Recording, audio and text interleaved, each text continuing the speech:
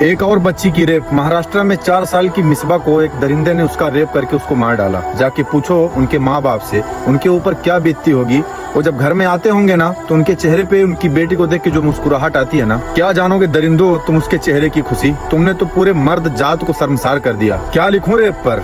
अखबार की स्याही सूखने से पहले एक और बलात्कार की खबर छप जाती है। किसी की बच्ची की चिता सुलग रही होती है, उतने में दूसरी चिता जल जाती है। क्या लिखूं, क्या बोलूं रेप पर? असल में इनकी उंगलियां सोशल मीडिया पर चलती हैं, असल में इनकी जुबान पे सांप सूंघ जाता है। क्या लिखूं रेप पर? हर बार इन घटिया नेताओं की राजनीति इन नामर्दों की सजा के बीच में आ जाती है। हर बार किसी राजनीतिक पार्टी किसी राजनीतिक दबाव की वजह से इन नामर्दों को सजा नहीं होती है। चाहे निर्भया हो, निकिता हो, आसिफा हो या फिर अब मिसबा हो, हमने इंसाफ के धंधे होते हुए देखे इस देश में। जिस देश में दर्जनों बलात्कारियों को इलेक्शन से ठीक पहले उनको माला पहनाकर उनका स्वागत किया जाएगा ना, उस देश में आप बलात्कारियों की सजा की उम्मीद रखते हो? जिस देश में हर घंटे 3 रेप होते हो, जिस देश में 100 रेपिस्टों में से सिर्फ 27 लोगों को सजा दी जाती हो, उस देश में आप न्याय की उम्मीद रखते हो? हम तो सिर्फ एक देवी को जानते हैं जिसने रेपिस्टों को बराबर सजा दिया था, फूलन देवी। चाहे आप 1000 बार अरब मुल्कों को गाली दो ना, लेकिन अरब मुल्क का एक कानून लगा कर देखो देश में, बलात्कारियों की तो दूर की बात है, लोगों के दिमाग में बलात्कार का सपना भी नहीं आएगा। बड़ा आसान है Saudi Arab, Dubai, Qatar, Oman, Bahrain, Malaysia और इंडोनेशिया जैसे मुल्कों को गाली देना,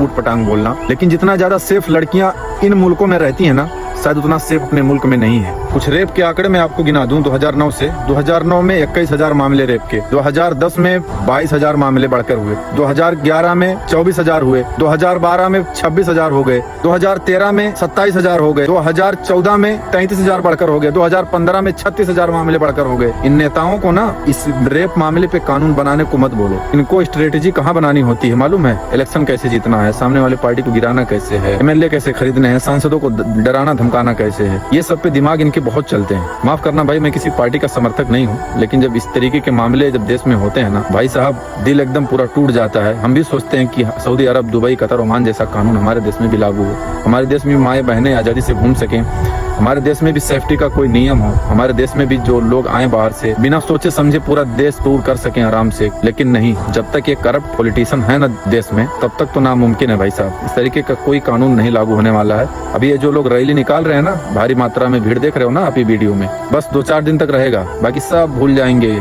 अगले एक और दूसरी घटना का इंतजार करेंगे, दूसरी घटना हो, फिर मार्च निकले, फिर मोमबत्तियां जलाई जाएं। अरे मोमबत्ती क्यों जलाते हो?